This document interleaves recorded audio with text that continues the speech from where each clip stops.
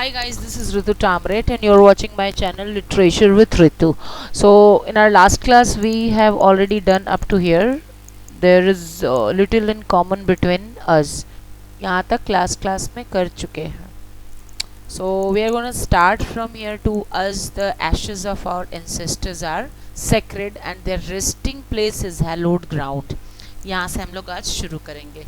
Last class में we have already done up to there is a little common between us, and if you want to understand the full lesson and with the explanation of each and every line and each and every word, then you must watch my previous videos of Chief Seattle. 2 videos I have already uploaded for your information, and if you want to understand the lesson properly and clearly, you must watch those 2 videos before watching this video. Fine. So let's start. To us the ashes of our ये कहाँ से आ जाता है. So to us the ashes of our ancestors are sacred. अब ये Chief Seattle says कि उनके लिए जो उनका जो ancestors का जो ashes है वो काफ़ी sacred है, बहुत ही पवित्र है.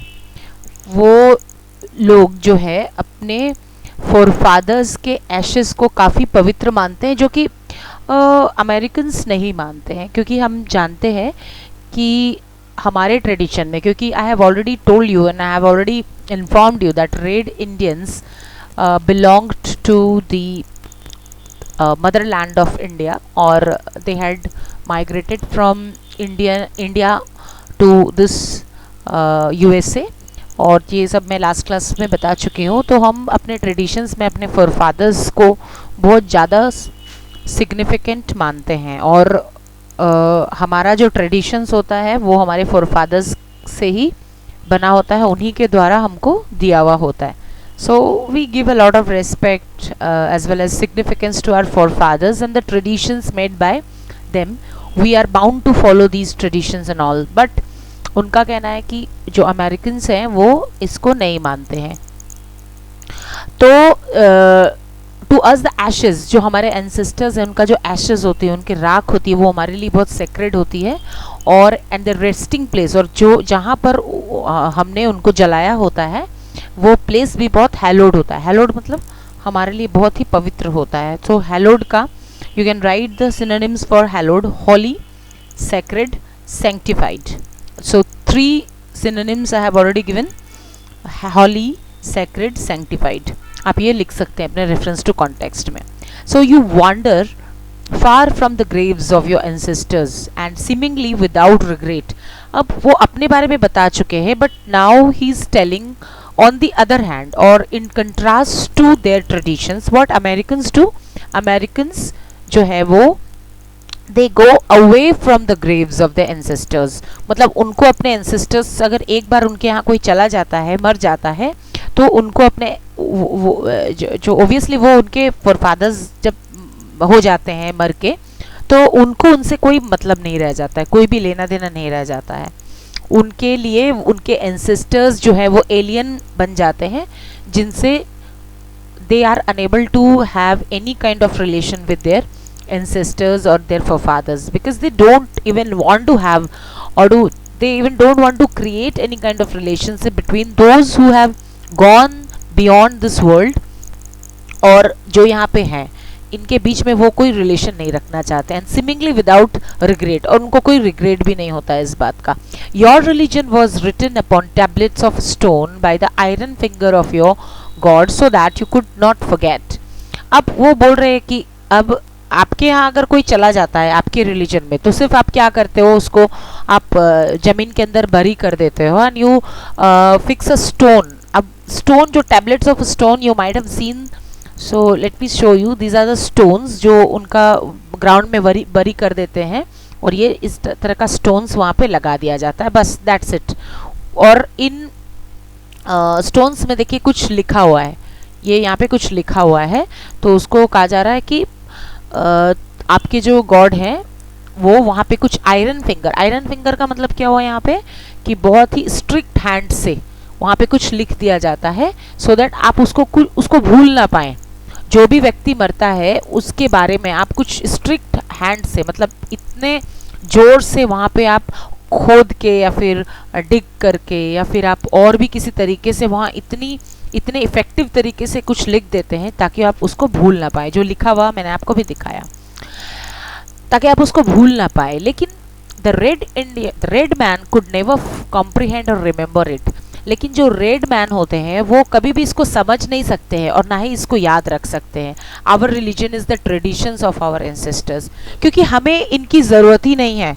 हमको हमारे यहाँ जब कोई व्यक्ति मरता है तो हमें ज़रूरत ही नहीं है कि हम उसको बरी करके, बरी तो नहीं करते हैं, इंडियन ट्रेडिशंस में उनको जलाया जाता है, तो जला के उसके ऊपर कोई स्टोन रख के और हम उसके ऊपर कुछ लिख दें ताकि हमको वो याद रहे। No, we don't need that at all, because उनका जो ट्रेडिशन है, वो जो एंसेस्टर्स हमको छोड़ के चले गए हैं, वो जो हमारे लिए ट्रेडिशंस बना कर गए हैं, वो हमारे दिलो दिमाग में बसता है।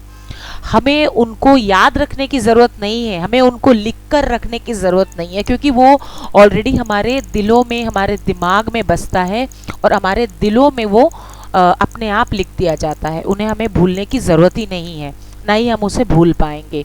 The dreams of our old man given them, और ट्रेडिशंस क्या क्या है? Our religions the traditions of our ancestors. तो हमारा जो रिलीजन है, हमारा जो धर्म है, वो हमारे एंसेस्टर्स के द्वारा दिया गया ट्रेडिशंस है। वो क्या क्या है? वो ट्रेडिशंस जो है वो क्या क्या है? द फर्स्ट वन, वो जो ट्रेडिशन है, ये देखिए, द फर्स्ट वन, पहला क्या है? The dreams of our old man. हमारे ओल्ड मैन, हमारे पुराने लोगों ने जो ड्रीम देखा था, उनको, उनके देखे गए सपनों को हमने अपना ट्रेडिशन बना लिया। अब वो जो सपना देखे होंगे कि भगवान ऐसा होता है, या फिर some of the ideologies of life, कैसे जीना है, कुछ ऐसी चीज़ें जो वो मानते थे, क्योंकि जो हमारे जो पूर्वज थे, उन लोगों को ये ड्रीम्स में दिखा था कि उनको क्या करना है और क्या नहीं करना है। जैसे सपोज मैं ऐसी जस्ट एक एग्जांपल देना चाहती हूँ कि भाई सूर्य को वो मानते थे, जो हमारा जो हिंदू धर्म है वो प्रथा चला आ रहा है शुरू से, कि हमें सूर्य को मानना है और हमें चांद को मानना है। जैसे आज आज सूर्य ग्रहण है, दिस इज 21 जून, और आज सूर्य ग्रहण है, तो ये माना जाता है कि भगवान के ऊपर कष्ट आता है। I don't know whether these are true और नॉट, बिकॉज हम अगर साइंटिफिकली देखें तो ऐसी कोई बात नहीं है, लेकिन अगर हम ट्रेडिशन के हिसाब से देखें तो भगवान के ऊपर कष्ट आता है, and this that. So I don't believe in all these things. I mean पूरी आंख बंद करके, ऐसा नहीं है, मैं पूरी आंख बंद करके बिलीव नहीं करती हूँ इन सब चीज़ों पे, बट यस, थोड़ा बहुत मैं मानती हूँ और हमें मानना चाहिए, because we have got our traditions from our forefathers. So वो उनको भी कोई ड्रीम्स आया होगा कि नहीं, अभी सूरज को मानना है, अभी चांद को मानना है, you worship rivers, you worship mountains, you worship sun, and you worship stars, तो हम लोग के ट्रेडिशन में हम लोग देखे हैं कि ये सब चीज़ों को हम लोग मानते हैं। तो ज़रूर ये सब चीज़ों का ड्रीम हमारे पूर्वजों को आया होगा और वो इन सब चीज़ों को स्टार्ट किए होंगे कि they started worshipping all these heavenly bodies and the features on the surface of the earth। तो इनको वो लोग मानने लगे, और ये जो मानते थे, इनको हम अपना ट्रेडिशन बना लिए बिना सोचे समझे, क्योंकि हम लोग इतना रिस्पेक्ट करते हैं अपने पूर्वजों को कि वो जो बोलते थे वो सच है। हम लोग आंख बंद करके उसको मानने लगे। However, there are some facts nowadays, people have started arguing कि ऐसा क्यों है, ये तो सही नहीं है, ये तो गलत है। फिर भी मोस्ट ऑफ द पीपल, और जो है मोस्ट ऑफ द पीपल कहूँगी, और जो हमारा जो पॉपुलेशन का जो आधा से ज़्यादा परसेंटेज है, वो आज भी इन सब चीज़ों की पूजा करता है और अपने पिछले ट्रेडिशंस को मानता है। तो we respect our forefathers so much कि आज भी इन साइंस के ज़माने में हम इन सब चीज़ों को मानते। गिवन देम, और क्या है? The dreams of our old man given them in the solemn hours of the night by their great spirit. ऐसा ड्रीम्स जिसके बारे में मैं ऑलरेडी आपको अभी एक्सप्लेन कर चुकी हूँ, और ये जो ग्रेट स्पिरिट, जो हमारे जो ग्रेट स्पिरिट होंगे, भगवान को कहा जा सकता है, भगवान ने उन्हें जो ड्रीम्स दिया था सोलोमन आवर्स के अंदर, कुछ ऐसे रात में कुछ ऐसे समय होंगे, नाइट के समय कुछ ऐसे आवर्स होंगे जो काफ़ी डिग्निफाइड होंगे। और obviously God is coming in those hours in the dreams of our people. So these hours are not ordinary hours, fine. These hours must have got something, must have got some importance in themselves, like इसलिए in arts को dignified कहा गया है। Ernest भी बोल सकते हैं आप, सिंसियर बोल सकते हैं। और इन डिग्निफाइड आर्ट्स में गॉड उनको दिखते थे और बताते थे कि क्या करना है और क्या नहीं करना। द विजन्स ऑफ आवर सेचिम्स, और हाँ, विजन्स और जो सेचिम्स का क्या मतलब हुआ कि ऐसे चीफ जो बहुत सारे ट्राइब्स के एक साथ भी चीफ हो सकते हैं। सेचिम्स मतलब चीफ होता है, तो चीफ ऑफ वन ट्राइब और ही may be the chief of many tribes simultaneously। एक साथ बहुत ट्राइब्स के भी वो चीफ हो सकते हैं। तो इतना बड़ा चीफ जो एक साथ इतने बड़े ट्राइब्स का चीफ हो सकता है, उनको जो विजन्स आता था, उनको जो सपने आते थे और उन सपनों में वो जो देखते थे, उनको भी हमने अपना ट्रेडिशन बना लिया। And is written in the hearts of our people, और all these things are not written on the stone, जो आप जिन तरह के टैबलेट्स में अपने आप अपने रिलीजन में लिखते हो। No, we are not supposed to write these things on any tablet of stones, rather we have written all these things in our heart। हम लोगों के दिलों में ये सब चीज़ें लिखी गई है और हम लोगों को इसको कहीं लिखने की ज़रूरत नहीं है। And even we don't either forget them, हम उनको कभी भूलते भी नहीं है, हमको ये हमेशा याद रहता है। Your dead cease to love you. अब वो आगे कहते हैं आपका जो मरे हुए लोग हैं, जो आपके जो एंसेस्टर्स हैं, उन्होंने आपको सीज कर दिया है प्यार करना। सीज कर दिया मतलब छोड़ दिया है, वो आपसे प्यार नहीं करते हैं। At the land of their nativity, as soon as they pass the portals of the tomb and wander away beyond the stars। अब वो बोलते हैं कि जैसे ही वो पोर्टल्स ऑफ टॉम्ब को पास करके जाते हैं, मतलब जैसे ही वो टॉम्ब के अंदर चले जाते हैं, मतलब जैसे ही वो टॉम्ब के अंदर होता है कि उनका जो बड़ा बड़ा बॉक्स होता है जिसके अंदर they put their dead bodies and bury them under the earth, under the ground, so उनको टॉम्ब कहा जाता है। और उनका जो पोर्टल्स माने उनका जो गेट होता है, पोर्टल्स मतलब टॉम्ब का जो गेट होता है, उसके जैसे ही वो अंदर चले जाते हैं या फिर इस wonder away beyond the stars, और स्टार्स के बाहर स्टार्स से के बाहर चले जाते हैं। स्टार्स हमको दिखता है और दे आर नॉट विजिबल, जो मर जाते हैं वो they are not visible to us. तो what we say that they have gone beyond the stars. तो ऐसे लोग जो स्टार्स से दूर चले गए हैं, उनको वो आपको प्यार करना छोड़ चुके हैं। They are soon forgotten and never return, और वो हमेशा के लिए भुला दिए जाते हैं, वो कभी वापस नहीं आते। Our dead never forget this beautiful world that gave them being, but on the other hand, Chief Seattle says that our dead, जो हमारे ancestors हैं, जो मर चुके हैं, जो जा चुके हैं, they have left this world, but they have not left this world in reality। उनका जो स्पिरिट है, उनकी जो आत्माएं हैं, वो आज भी इस दुनिया में आती है, और हम मानते ही हैं ऐसा कि उनकी आत्माएं हमारे इस दुनिया में वापस से आते हैं। और हम तो ऐसा भी मानते हैं कि उनका रीबर्थ होता है, और रीबर्थ भी उनकी खुद की फैमिली में भी होता है, कहीं और भी होता है। But we believe in rebirth and all, even I believe in rebirth, कि रीबर्थ होता है। तो वो बोलते हैं कि हमारे जो डेड्स होते हैं वो कहीं भी नहीं जाते हैं। They even come back to this world either in the form of a spirit, और इसमें नहीं कहा गया, इसमें कहा गया कि they come to this world in the form of spirit, लेकिन मैं कहती हूँ वो इस वर्ल्ड में, इस दुनिया में वापस से आते हैं, जो आप भी अपने एग्जाम में या फिर अपने एक्सप्लेनेशन में लिख सकते हैं, क्योंकि लिटरेचर में you are free to write anything, but that must be convincing. ऐसा नहीं कि आप कुछ भी उठा के लिख सकते हैं, but and whatever you are writing you must give reasons behind that, you must give reasons behind your logic. Okay, so आप लिख सकते हैं, कोई प्रॉब्लम नहीं है उस। लिटरेचर तो होता ही इसीलिए है कि आप अपने इमेजिनेशन को अच्छे तरीके से प्रेजेंट करके लिख सके, और आप लिख सके बस। और लेकिन हाँ, उस ऐसा नहीं हो कि बकवास लिखे, कुछ भी जो एकदम से नहीं हो सकता है वो लिख दे, ऐसा नहीं है, आपको कुछ कन्विंसिंग लिखना पड़ेगा। So our dead never forget this beautiful world that gave them being। Being का क्या मतलब हुआ कि जो उनको एक existence दिया था, ऐसा वर्ल्ड जो उनको कभी एग्जिस्टेंस दिया था, बीइंग का मतलब हुआ एग्जिस्टेंस, लिविंग, उनको कभी लिविंग दिया था, लाइफ दिया था, तो ऐसे वर्ल्ड को वो भूल नहीं सकते। They still love its verdant valleys.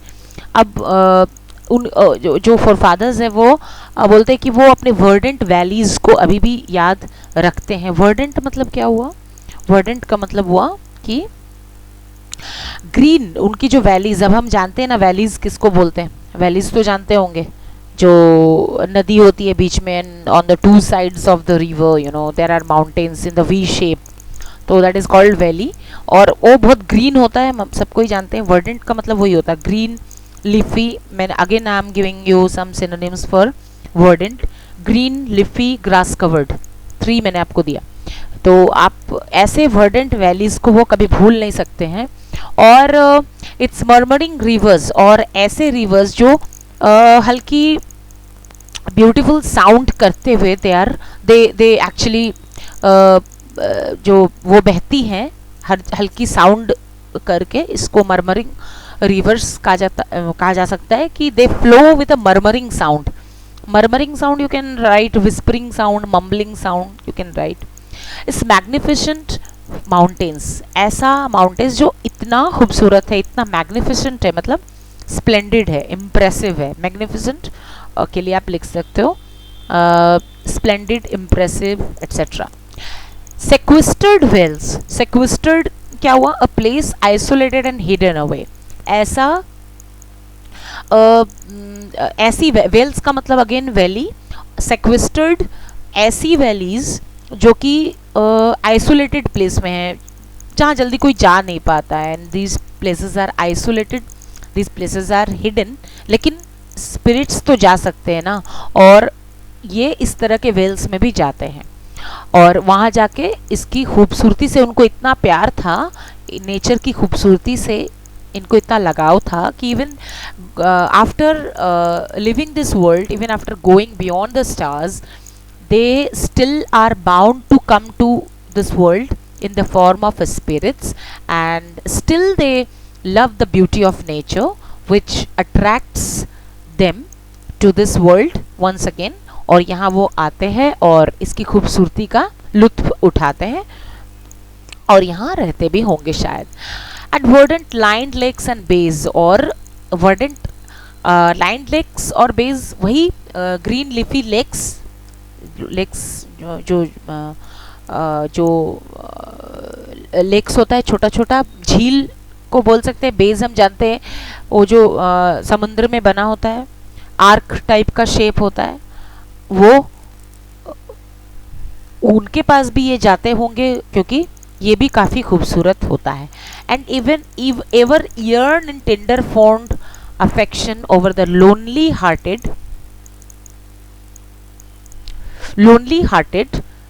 living, और वो जो है एवर yearn का, yearn मतलब if you want something strongly, उसको yearn बोलते हैं। और वो जो they also wish this strongly in tender fond affection over the lonely hearted living।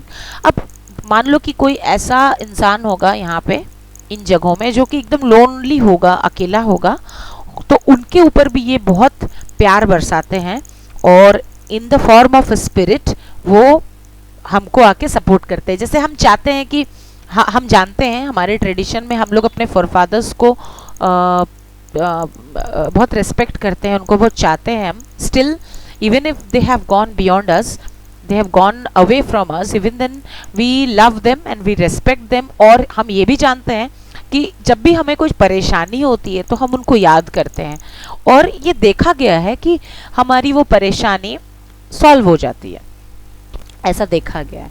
तो इसका मतलब क्या हुआ कि वो अभी भी हमसे प्यार करते हैं। इसलिए जब हम अपने आप को लोनली फील करते हैं, we feel that we are in some trouble, we feel that we are in some problem, though we remember them and we ask them to solve our problems, and it happens, ये होता है, वो हमारी problems को solve करते हैं। तो जो भी लोनली हार्टेड लिविंग होता है उसको वो प्यार बरसाते हैं उनके ऊपर और उनके प्रॉब्लम्स को सॉल्व करते हैं. And often return from the happy hunting ground to visit, guide, console and comfort them. और वो आते हैं विजिट करने, हमको गाइड करने के लिए और कंसोल करने के लिए, हमको सहारा देने के लिए और हमको कंफर्ट देने के लिए. ठीक है. So day and night can not dwell together. अब फिर वो बोलते हैं कि अब उनका आयरोनी फिर सामने आता है. वो इतने दुखी है chief Seattle in his heart that वो ये सब बातें कह रहे हैं और उनके साथ साथ वो कुछ ऐसा इंडिकेशन दे रहे हैं जैसे जिनकी उनकी बातों से झलकता है कि उनकी बातों में आयरनी है. आयरनी क्या है मैं पहले आपको बता चुकी हूँ इन माई फर्स्ट वीडियोज़. तो you can go and watch these videos and understand the meaning of irony.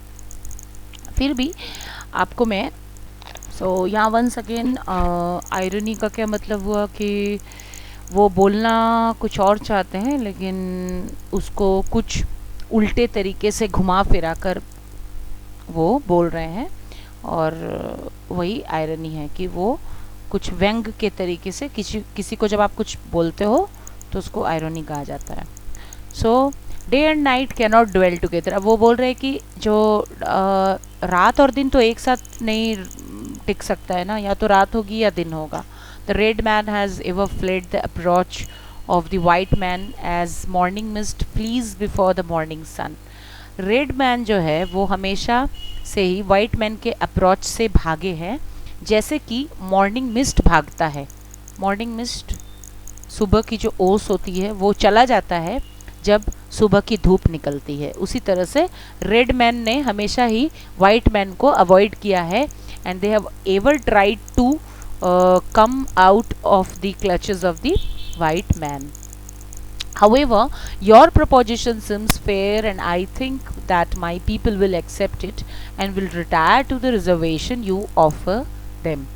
However, वो कहते हैं कि उनका जो प्रपोजिशन है, अभी जो वो प्रपोजिशन उन्होंने दिया, मतलब वो जो आइडिया उन्होंने दिया है कि भाई आप लोग अपना लैंड, क्या आइडिया दिया है कि लैंड को बेच देने के लिए, मैंने वाइट मैन लोगों ने कहा है, वॉशिंगटन ने कहा है चीफ सिएटल को कि अपना लैंड उन लोगों के हाथों में बेच दिया जाए और इसके बदले में वो उनको प्रोटेक्शन देंगे और भी बहुत सारी चीज़ों के उन्होंने ऑफ़र किया है. तो इनका अब चीफ सिएटल फिर से एक आयरनी कहते हैं यहाँ पे कि उनका जो आइडिया है बहुत अच्छा है, तो मेरे लोगों को उसको एक्सेप्ट कर लेना चाहिए और चले जाना चाहिए. रिटायर मतलब चले जाना चाहिए. To go into the privacy जो कि वो लोग चाहते हैं, उस रिजर्वेशन में, मतलब उस टेरिटरी में चले जाना चाहिए जहाँ वाइट पीपल चाहते हैं उनके लिए, रेड लोगों के लिए चाहते हैं, उस टेरिटरी में उनके लोगों को चले जाना चाहिए. So without objecting to that anymore. So then we will dwell apart in peace, for words of great white chief seem to be the words of nature speaking to my people out of dense darkness. अब वो बोल रहे कि तो फिर हम लोग शांति से रह पाएंगे, वो लोग, आप लोग भी जो रेड मैन है, हमारे लोग भी शांति से रह पाएंगे और आपके लोग भी शांति से रह पाएंगे, क्योंकि जो ग्रेट चीफ वाइट चीफ है जो जॉर्ज वॉशिंगटन है, ऐसा लगता है कि वो इस डेंस डार्कनेस, मतलब इतनी गहरी अंधकार के बीच में वो हमको कुछ ऐसी बात बता रहे हैं जो हमारे लिए काफ़ी फ़ायदेमंद हो सकता है. Again a kind of irony he is speaking out. It matters little where we pass the remnant of our days. अब ये वो बोलते हैं कि ये बहुत कम मैटर करता है कि हमारे, ये कम मायने रखता है. इट मैटर्स लिटिल, लिटिल का मतलब नहीं, नो, ये मायने ही नहीं रखता, ये एकदम से मायने नहीं रखता है, कम मायने नहीं रखता है. नहीं, इसका मतलब हुआ कि नो. लिटिल का मतलब मैं पहले भी बता चुकी हूँ. लिटिल अगर होता कि अ लिटिल होता तो मतलब कुछ मायने रखता है, लेकिन यहाँ पर अ लिटिल नहीं है, दिस इज़ लिटिल ओनली. तो लिटिल का मतलब no. It matters, it does not matter at all कि हम लोग का जो बीता हुआ दिन है वो कहाँ हम लोगों ने बिताया. रेमनेंट मतलब leftovers, residues and remains of our days, हम लोगों ने इन दिनों को कहाँ बिताया है, ये बहुत कम मायने रखता है. They will not be many, और ये बहुत ज़्यादा भी नहीं है. और हमारे जो दिन है जो हम लोगों ने बिताया है वो बहुत ज़्यादा अमाउंट में भी नहीं है, हम लोगों ने बहुत कम दिन बिताए हैं। The Indians night promises to be, let's go to the next page, that is this is 44, let's go to 45। अब इस पेज में वो कहते हैं the Indians nights promises to be dark. वो बोलते हैं कि हमारा जो हम जो इंडियंस हैं, हमारा जो रात है वो पूरी तरह से डार्क होने वाला है, इसमें कोई भी दो राय नहीं है। Not a single star of hope hovers above his origin, और कोई भी जो स्टार है, आशा की जो किरणें हैं, वो हॉवर्स एवव, माने हॉवर्स एवव मतलब हमारे ऊपर नहीं आता हुआ दिखता है, हमारे हॉरिजिन में आता हुआ नहीं दिखता है। मतलब कोई भी आशा की किरणें हमें दिखाई नहीं पड़ती हैं। ओरिजिन के लिए आप लिख सकते हैं व्यू, मतलब हमारे सामने हमें नहीं दिखता है, कोई भी आशा की किरणें हमें नहीं दिखती है। सैड वॉइस्ड विंड्स मोन इन द डिस्टेंस। अब जो विंड्स है, वो जो हवाएं हैं, वो भी एकदम से दुखी हो चुकी है, सैड वॉइस्ड हो चुकी है, मैंने उनकी हवा की जो आवाज़ है वो काफ़ी दुखी दिखती है, हमको फील होता है कि वो काफ़ी दुखी है। हवा में कोई आवाज़ ही नहीं है। पहले हवा की आवाज़ बहुत खुशी वाली होती थी, अब जो हवा बहती है उसकी हवा की आवाज़ जो है, उसका जो वॉइस है वो बहुत दुखी लगता है और मौन होता है। मौन मतलब किसी चीज़ का रिग्रेट करना, मौन रिग्रेट। हवा की आवाज़ भी जो है वो हमें रिग्रेटिंग वॉइस में दिखती है। और grim fate seems to be on red man's trail. और जो ग्रीम फेट है, ग्रीम मतलब एकदम से दुखी, ग्रीम दुखी बोल सकते हैं, bleak, you can write bleak fate, अंधकार में उनका जो फेट है वो पूरी तरह से डार्क है, nobody is there to take care of it. और ये जो उनका जो ग्रीम फेट है, ये now it is completely in the hands of white people, and they are free to take any decision about their fate, because जो red man है वो तो पूरी तरह से अब हेल्पलेस हैं, उनको कोई देखने वाला है नहीं। सो अब जो वाइट पीपल है उनकी बातों को उनको मानना ही पड़ेगा, because there is no other way out, and they will have to follow the instructions of the white people और George Washington for that matter. Well, there is no other way out, इसीलिए उनका जो fate है वो पूरी तरह से grim हो चुका है। And there are some other synonyms which I can give you, you can write them down even if you want, because मैं आपको पहले भी बोल चुकी हूँ, रेफरेंस टू कॉन्टेक्स्ट में आपको बहुत सारा क्वेश्चंस दिया जाएगा, और उन क्वेश्चंस का answers you will be required to give the questions, you will be required to give the answers of those questions related to that reference. And if you write the answers of these questions in your own words completely, truly in your own words, I mean if it is truly a piece of writing which is in your own words, then that's going to impact the mind stuff of your teacher really आप माने उसके जो आपके जो teacher का जो mind stuff होगा उसको ये सही में it's really going to give a lot of impacts on the minds of your teacher, और वो आपको सही में बहुत अच्छा मार्क्स देंगे। और मैंने ये जो चैनल स्टार्ट किया है वो सोली विद द सोल पर्पस कि आपका जो रेफरेंस टू कॉन्टेक्स्ट है, बच्चों को बहुत प्रॉब्लम होता है वो लिखने में, क्योंकि वो जो है रेफरेंस का मतलब अच्छे से नहीं समझ पाते हैं। रेफरेंस का मतलब तभी अच्छे से नहीं समझ वो पाते हैं क्योंकि वो जो है जो उनका जो चैप्टर होता है उसको वो अच्छे से समझ नहीं पाते हैं। उसका जो एक एक वर्ड है, एक एक लाइन है, उनको वो अच्छे से समझ नहीं पाते हैं, due to the lack of teacher या फिर due to the lack of explanation, the type of explanation given by their teachers. मैं टीचर्स के बारे में कुछ नहीं बोल रही हूँ, लेकिन सब टीचर्स का समझाने का अपना तरीका होता है। सारे टीचर्स अच्छे होते हैं, लेकिन हर एक टीचर का अपना समझाने का तरीका होता है। मे भी कभी कभी वो जल्दी में बच्चों को सारा, और इतना टाइम भी नहीं होता है ना कि वो एक एक वर्ड का एक्सप्लेनेशन दे या फिर एक एक वर्ड का synonyms they. So not possible, इसीलिए टीचर के लिए इतना पॉसिबल नहीं है। तो ये बच्चों का रिस्पॉन्सिबिलिटी होता है कि टीचर अगर उसको समझा दे तो बच्चे ईच एंड एवरी वर्ड का सिनोनिम्स खोज कर डिक्शनरी से, and nowadays you have got mobiles in your hands, you have got dictionaries in your mobile, so आप वहाँ से सिनोनिम्स खोज के अच्छे अच्छे एक्सक्लूसिव वर्ड्स को निकाल के you can make the best use of this words and you can write these words in the answers of your questions. So that's going to impress your teachers really in a great manner, जो आपको बहुत अच्छा marks दिलवा सकता है. But I have come with a sole purpose of giving you the synonyms of each and every word, जो आपको काफ़ी एग्ज़ाम में मदद हो. आप डिक्शनरी खोलने की ज़रूरत नहीं है आपको, मैं आपको हर वर्ड का मीनिंग सिनोनिम्स देती जा रही हूँ. You can write them down while listening to my videos, while listening to my explanations, और इन वर्ड्स को आप आराम से अपने एक्सप्लेनेशन के अंदर यूज़ कर सकते हैं. फाइन. तो यहाँ पे मैं ग्रीम के लिए आपको और भी वर्ड्स दे रही हूँ. Bleak, dismal, miserable. तो उनका फेट कैसे मिजरेबल होता जा रहा है, क्योंकि वाइट मैन पूरी तरह से उनके पीछे पड़े हुए हैं.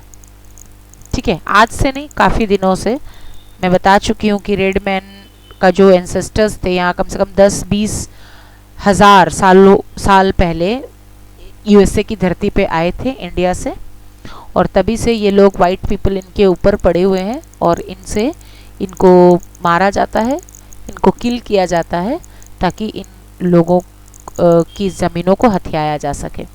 तो रेड मैन्स ट्रेल का क्या मतलब हुआ कि सीरीज़ में इनका जो फेट है वो रेडमैन्स ट्रेल, रेडमैन के माने सीरीज में पीछे पड़ा हुआ है, सीरीज में है, क्यू में लगा हुआ है, क्यू में लगा हुआ है कि इनका जो फेट है उनको कभी भी शांति से जीने नहीं देगा.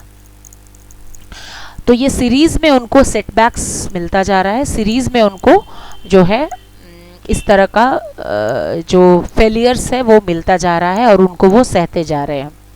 And whenever he will hear the approaching footsteps, और जब भी वो approaching footsteps मतलब रेड मैन का जो उनकी तरफ बढ़ते हुए कदमों को जब भी वो सुनता है, रेड मैन वाइट मैन के कदमों को जब भी उनकी तरफ आते हुए वे सुनते हैं of his fail destroyer. Fail destroyer मतलब उनको जो डिस्ट्रॉय करने वाले, माने वाइट लोग जो हैं, फेल डिस्ट्रॉयर, वाइट लोग को यहाँ पर डिस्ट्रॉयर कहा गया है, और वो किनको डिस्ट्रॉय करते हैं, रेडमैन्स को, इसीलिए इनको फेल डिस्ट्रॉयर कहा गया. फेल का क्या मतलब हुआ, फेल का मतलब हुआ कि स्ट्रॉन्ग एंड क्रूएल नेचर के हैं ये जो डिस्ट्रॉयर हैं ये स्ट्रॉन्ग एंड क्रूएल नेचर के हैं, और इसीलिए इनको फेल कहा गया. और फेल के लिए आप ये वर्ड्स लिख सकते हैं, they are of strong and cruel nature. और हाँ,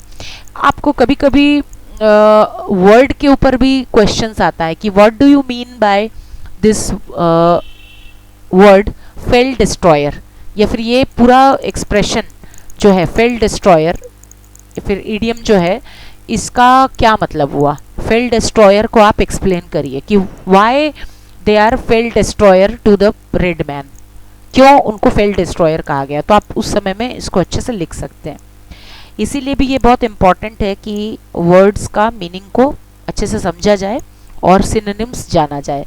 तो फेल डिस्ट्रॉयर का क्या मतलब हुआ, स्ट्रॉन्ग एंड क्रूएल नेचर के जो डिस्ट्रॉयर हैं, और रूदलेस भी लिख सकते हैं, आपको हार्टलेस लिख सकते हैं, रूदलेस लिख सकते हैं, और the destroyer are of strong and cruel nature, ये भी लिख सकते हैं. And prepare stolidly to meet his doom. और ये जो रेड मैन है वो स्टॉलिडली प्रिपेयर करते हैं अपने आप को. स्टॉलिडली का मतलब अनइमोशनली, मतलब अब वो अपना इमोशन खो चुके हैं पूरी तरह से, अब उनके अंदर कोई इमोशन बाकी नहीं रह गया. उनको पता है कि उनको मरना है, उनको पता है कि जो रेड मैन है वो उनको छोड़ने वाले हैं नहीं, और they know well that they are going to be destroyed in the hands of their ruthless destroyer. इसीलिए this is the reason why they have lost all their emotions, और वो they start preparing themselves to be destroyed stolidly. stolidly का मतलब emotionally, unemotionally, sorry, unemotionally, without any emotion, calmly. जब इंसान को लगता है कि अब मैं मरने वाला हूँ तो वो काम हो जाता है, क्योंकि उसको पता है कि उसका कुछ भी एफर्ट अब चलने वाला है नहीं, सामने मौत खड़ी है और उसको मौत को गले लगाना है. तो in that case the that human, that man becomes काम, वो प्लेसिड हो जाता है और वो अनइमोशनल हो जाता है कि अब उसको मरना है. तो स्टॉलिडली के लिए आप लिख सकते हैं unemotionally, calmly, placidly. To meet his doom मतलब अपना मरना, अपना लास्ट को गले लगाना. As does the wounded doe, ये ठीक उसी तरह से जो है chief Seattle is comparing himself with a wounded doe, एक घायल एनिमल. डो के लिए कुछ भी हो सकता है, एक फीमेल डियर को भी बोल सकते हैं, रैबिट बोल सकते हैं, hare, squirrel, anything, any animal which is wounded उसको डो कहा जा सकता है. तो एक एनिमल से ही is comparing himself with an animal which is wounded, और वो सुनता है that hears the approaching footsteps of the hunter, और वो अपने, वो तो वुंडेड है, कुछ कर नहीं सकता है, it cannot even move, it cannot run, run की तो बात ही छोड़ दीजिए, it cannot even move because it is wounded. वो भाग नहीं सकता है, मूव नहीं कर सकता है, और वो अपने हंटर के फुटस्टेप्स को सुनता है और अब और अपने आने वाले मौत को वो गले लगाने के लिए तैयार हो जाता है. सो आज के लिए हम इतना ही छोड़ देते हैं इसको. और मैं जो वीडियोस बनाती हूँ बहुत मेहनत से बनाती हूँ आप लोगों के लिए, काफ़ी सिनोनिम्स इकट्ठा करती हूँ ताकि आपको वीडियो आपको मीनिंग्स का सिनोनिम्स दिया जा सके, आपको डिक्शनरी खोलने की ज़रूरत ना पड़े. मैं बहुत ही मेहनत से वीडियोस बनाती हूँ.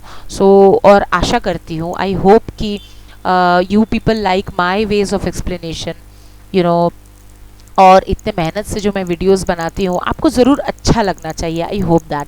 So if you like my ways of explanation and my ways of teaching, because मैं इंग्लिश और हिंदी दोनों में पढ़ाती हूँ ताकि आपको प्रॉपरली कंफर्टेबली समझ में आ सके. So I request you guys, if you like my ways of explanation, my ways of teaching, that is both in English and Hindi, so please like and subscribe my videos. And yes, again I would like to request you guys for your comments. If you want something to be added to my videos, और आपको कुछ अपने तरफ से उसमें add करवाना है, और if you have got any queries, if you have got any lesson which you are not coming to terms with, I mean if you're not getting anything out of that lesson, or if you have facing a lot of problems, तो आप उस lesson को मुझे suggest करिए, मैं उस lesson का video बना के आपके लिए ज़रूर डालूँगी. So till then bye. So आगे के वीडियो के लिए हम लोग मिलते हैं नेक्स्ट वीडियो में. Bye bye.